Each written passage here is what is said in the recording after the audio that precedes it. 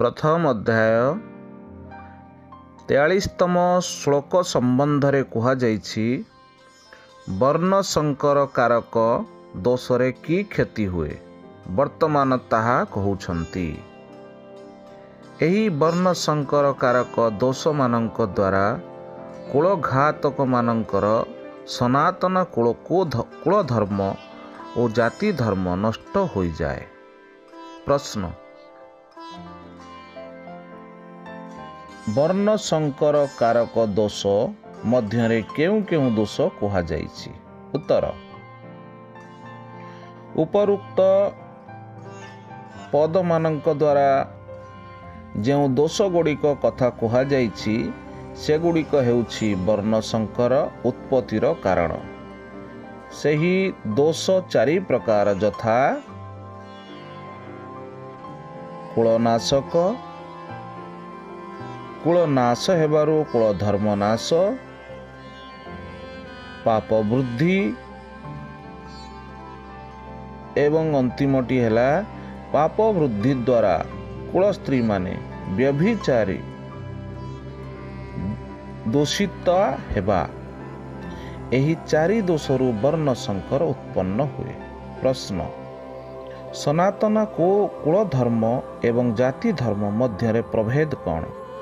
उपरुक्त दोष द्वारा एसबु किपरि नाश हुए?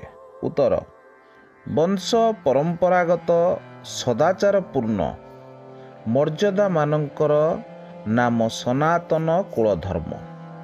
40 श्लोकरे यह सहित सनातनाहा विशेषण दिया जाइछि एवं एठारे यह सहित शाश्वतहा विशेषण प्रयोग करा जाइछि।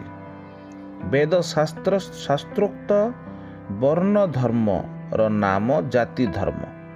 कुलर श्रेष्ठ मर्यादा गुड़िक जानिथिबा एवं आचरण करुथिबा वयोवृद्ध माने नाश होइगले जेतेबेले कुल धर्म नष्ट हो जाए एवं वर्ण संकर कारक दोष बढ़ी जाए सेतेबेले जाति धर्म मध्य नष्ट हो जाए।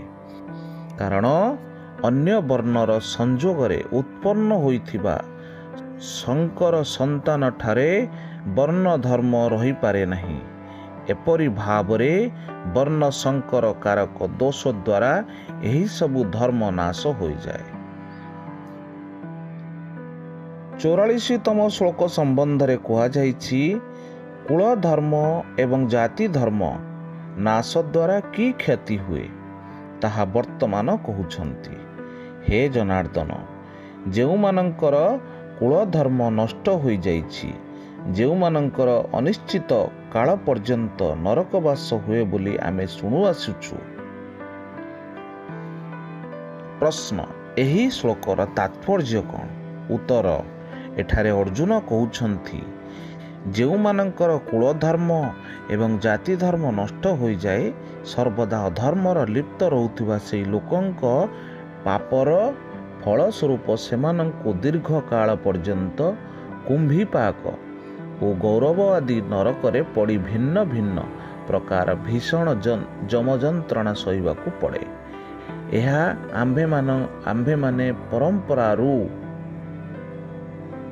शुणी आसुछु। अतएव केबे हेले कुलनाशर चेष्टा करिबा उचित नुहे।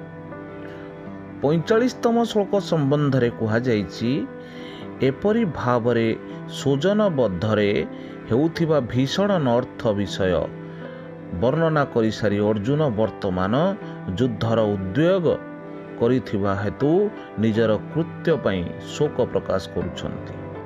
हाय कि दुखर कथा! आम्भे माने बुद्धिमान होई मध्य महापाप करिबाकु प्रस्तुत होई जाइछु। राज्य और सुख प्राप्ति लोभरे आमे निजर आत्मीय स्वजन मानंकु मारी देबाकु उद्यत होई जाउछु। प्रश्न, आम्भे माने महापाप करिबाकु प्रस्तुत होई जाइछु एही वाक्य सहित अहो एवं बड़ एही दुई अव्यय पद प्रयोग करिवार अभिप्राय कौन?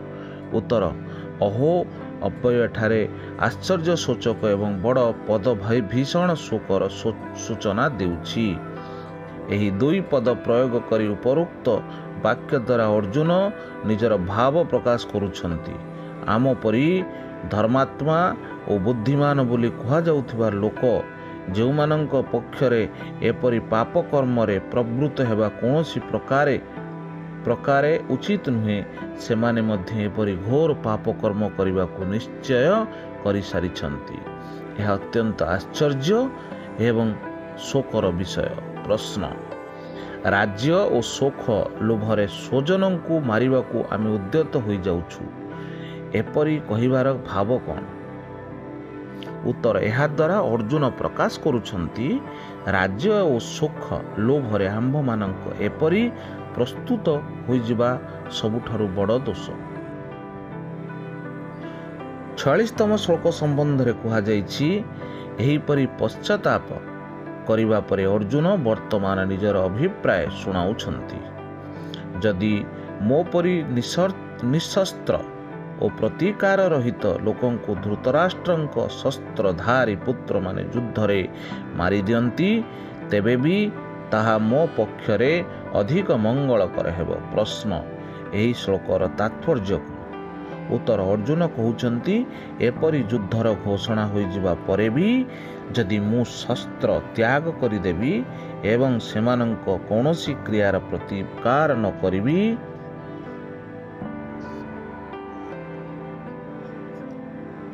ତେବେ ସମ୍ଭବତଃ ସେମାନେ ଯୁଦ୍ଧ କରିବେ ନାହିଁ ଏବଂ ଏହା ଫଳରେ ସମସ୍ତ ଆତ୍ମୀୟ ସ୍ୱଜନଙ୍କର ରକ୍ଷା ହୋଇଯିବ।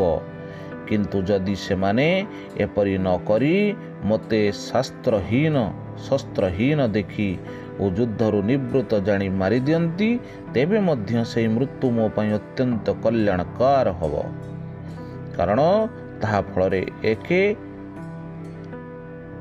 ତ ମୁଁ କୁଳନାଶ ରୂପକ ଭୟାନକ ପାପରୁ ବଞ୍ଚିଯିବି, ଦ୍ୱିତୀୟରେ ମୋର ବନ୍ଧୁବର୍ଗ ଓ ଆତ୍ମୀୟ ସ୍ୱଜନମାନେ ରକ୍ଷା ପାଇଯିବେ, ତୃତୀୟରେ କୁଳରକ୍ଷା ଜନିତ ମହାନ ପୁଣ୍ୟ କର୍ମ ଫଳରେ ପରମ ପଦ ପ୍ରାପ୍ତ ମଧ୍ୟ ମୋ ପାଇଁ ସହଜଲଭ୍ୟ ହୋଇଯିବ।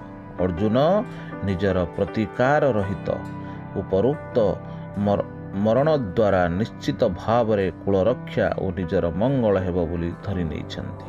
ତେଣୁ ସେପରି ମରଣକୁ ଅତ୍ୟନ୍ତ ମଙ୍ଗଳକର ବୋଲି କହିଛନ୍ତି। ପ୍ରଥମ ଅଧ୍ୟାୟର ଅନ୍ତିମ ଶ୍ଲୋକ 47ତମ ଶ୍ଲୋକ ସମ୍ବନ୍ଧରେ କୁହାଯାଇଛି, ଭଗବାନ ଶ୍ରୀକୃଷ୍ଣଙ୍କୁ ଏହା କହିବା ପରେ ଅର୍ଜୁନ କ'ଣ କଲେ ତାହା ବର୍ଣ୍ଣନା କରି ସଞ୍ଜୟ କହୁଛନ୍ତି।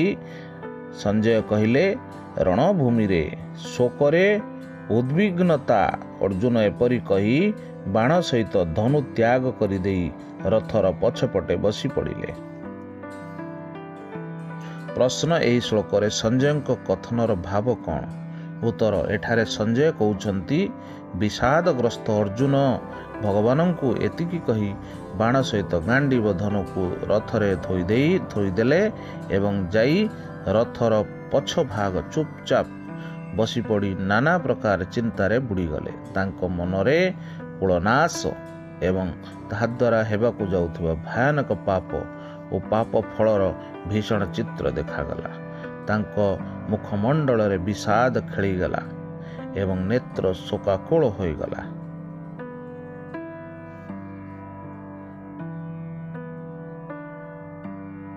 ଇତି